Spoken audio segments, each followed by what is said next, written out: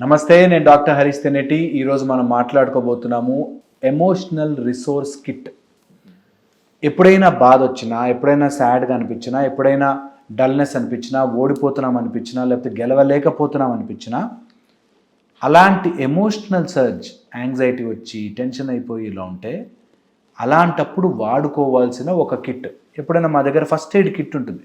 దెబ్బ తగిలితే మనకి ఫస్ట్ ఎయిడ్ చేయడానికి కాటన్ కానీ, అయోడిన్ కానీ, బ్యాండేడ్ కానీ ఇట్లా ఉంటాయి కదా.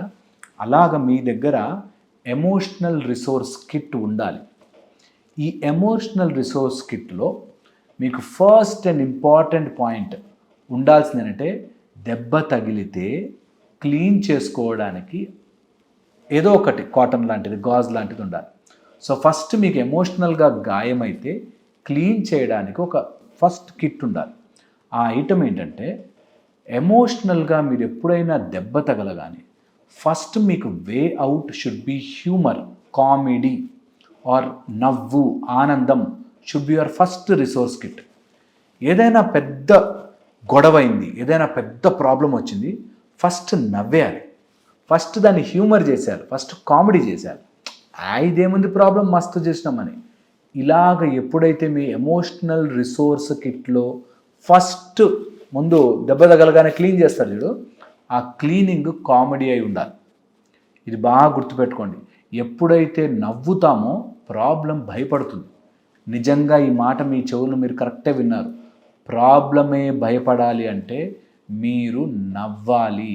ముందు ఏదన్నా కానీ ఏం కాదు చూసుకుంటా నేను అని చెప్పి మీకు మీ ప్రాబ్లం మీద మీరు జోక్ వెయ్యగలగాలి. ఇది చాలా చాలా ఇంపార్టెంట్, చాలా చాలా ఇంపార్టెంట్. అమ్మో ఏమవుతుందో అని భయపడ్డారా, మీ ఎమోషనల్ రిసోర్స్ కిట్ మీరు ఓపెన్ చేయలేదు. ఏం కాదు, ఏమవుతుంది, మహా అయితే చూసుకుందాం పటు అని ఎప్పుడైతే అడుగు ముందుకేస్తారో అప్పుడు ఆటోమేటిక్గా లైఫ్ చేంజ్ అవ్వడం స్టార్ట్ అవుతుంది. సో ఫస్ట్ ఎమోషనల్ రిసోర్స్ కిట్లో దెబ్బ తగిలిన దానికి క్లీన్ చేయడానికి కావాల్సింది ఏ బిటడినో ఐడినో ఎట్లా వాడతామో అట్లాగా మనం ఫస్ట్ చేయాల్సింది ఈ హ్యూమర్, కామెడీ ఆర్ ఒక మంచి స్మైల్ అనేది మీరు ఫస్ట్ మీ కిట్లో రెడీ పెట్టుకోవాలి. ఏ కష్టం వచ్చినా చూద్దాం తీ అనే ధైర్యము, అనే నవ్వు ఉండాలి మీకు ఫస్ట్ది. సెకండ్, ఎమోషనల్ రిసోర్స్ కిట్లో ఏదైనా దెబ్బ తగిలింది, మనం క్లీన్ చేశాక ఆయింట్మెంటో లేకపోతే ఏదైనా క్రీమో రాస్తాం. అలాగా మీ లైఫ్లో అలా ఏదైనా రావాలి, మీకు ఎమోషనల్గా దెబ్బ తగిలినప్పుడు రావాలి అంటే ఎవరైనా మనకు అలాగా మనతో సపోర్ట్ ఉండే సిస్టమ్ని రెడీ చేసుకోవాలి. సపోర్ట్ సిస్టంలో ఎప్పుడు కూడా నిన్ను నమ్మేవాళ్ళు, నువ్వు నమ్మేవాళ్ళు కాదు. చాలా మటుకు నేను అతను నమ్మాను కాబట్టి అన్నీ చెప్పేశానంటారు. కాదు, వాళ్ళు నిన్ను నమ్ముతారు చూసావా, అలాంటి వాళ్ళకి చెప్పుకో. లేకపోతే చెప్పకు, మాట్లాడకు, నోరు తెరవకు. Very very dangerous and risky. నువ్వు నోరు తెరిచి చెప్పావు అంటే వాళ్ళు నిన్ను చులకన చేస్తారు. అందుకని ఎప్పుడైనా ఆయింట్మెంట్ పెట్టుకునే టైం వచ్చినప్పుడు నీకు బాగా నమ్మకస్తులైతేనే, నిన్ను నమ్మితేనే చెప్పాలి. లేకపోతే నువ్వు కామెడీ అయిపోతావు, నువ్వు వేస్ట్ అయిపోతావు. వాళ్ళు ఎప్పుడు చులకన చేసి చూస్తారు నిన్ను. అండ్ నువ్వు చెప్పింది నీ వెనకే గోతులు తవ్వడానికి వాడతారు. సో నీ మీద వాళ్ళ నమ్మకం ఉంటేనే చెప్పు. నాకు ఏదో ప్రాబ్లం వచ్చింది, నేను నా ఫ్రెండ్కి చెప్పాను అనుకో, వాడిని నమ్మడు సరిగడా, అవునారా అట్లారా అని చెప్పి నవ్వుకుంటాడు వెనక్కి వెళ్ళి. వాడి వల్ల లాభం ఉండదు, చాలా నష్టం జరుగుతుంది. అందుకని నిన్ను నమ్మే వాళ్ళ దగ్గరే చెప్పుకో.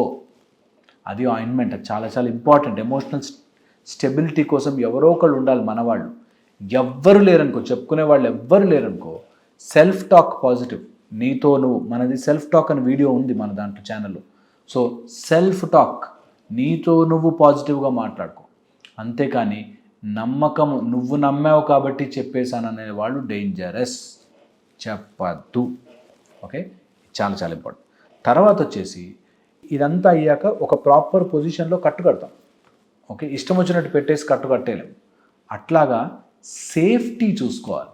ఎప్పుడైనా ఎమోషనల్ దెబ్బ తగిలినప్పుడు సేఫ్టీ ఏంటి, నేను ఇప్పుడు ఈ పని చేయడం కరెక్టా, ఇలాంటప్పుడు ఎమోషనల్గా వల్నరబుల్ అయిపోయి చాలామంది ఇబ్బంది చేస్తారు. నేను చూశాను ఈ మధ్య ఒక కేసు, ఆమె కోపములో, బాధలో ఏదో ఐటెం విసిరేయడం, అదే ప్రూఫ్గా పెట్టుకుని ఈమె రోజు ఇలాగే చేస్తుందని చెప్పి పిచ్చి అని చెప్పి ప్రూవ్ చేసి ఆమెని చాలా ఇబ్బంది పెట్టారు. సో అలాగా మనకి తెలియకుండానే మన మీదే వాడతారు. ఎమోషనల్గా ఉన్నప్పుడు సేఫా కాదా, నేను ఈ పని చేయడం సేఫ్టీనేనా కాదా చూసుకోవాలి. అది legal safety plus personal safety రెండు చూసుకోవాలి.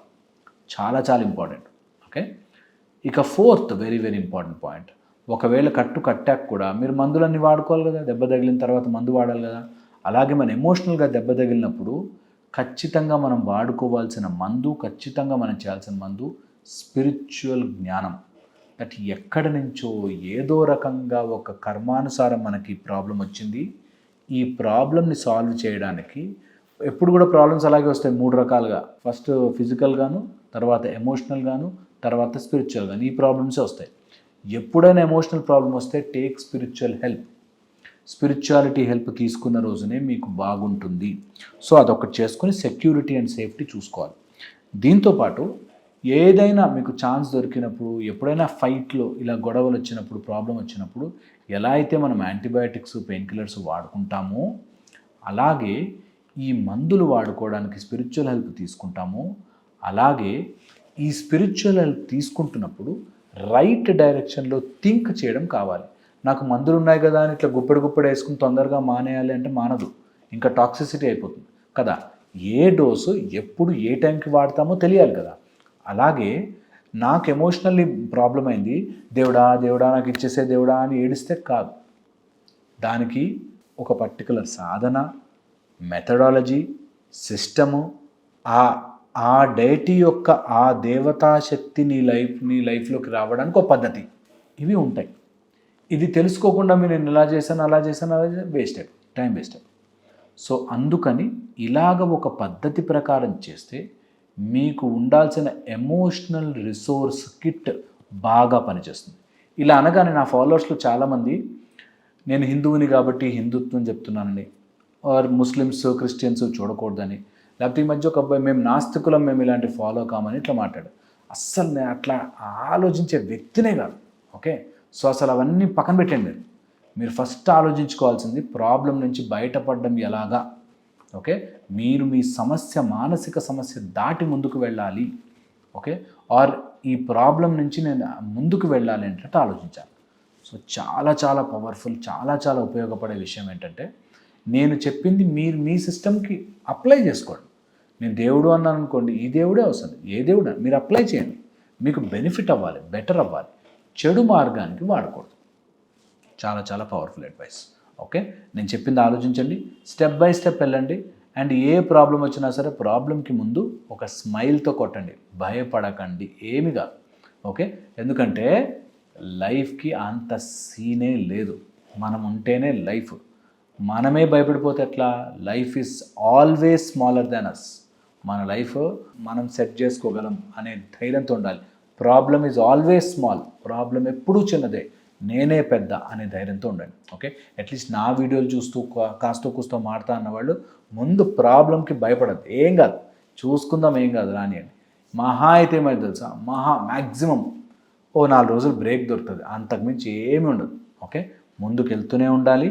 అండ్ ఎవరైనా బిజినెస్ గురించి కానీ, లేకపోతే కోచింగ్ గురించి కానీ, లేకపోతే లైఫ్లో సెటిల్మెంట్ గురించి కానీ, చిల్డ్రన్స్ గురించి కానీ, పిల్లల గురించి కానీ, ఊరికే కౌన్సిలింగ్లని అక్కడ ఇక్కడ తిరిగి నా పిల్లాడికి ఇలా ఎందుకు అలా ఎందుకు అని కన్ఫ్యూజ్ అవుతున్నారు.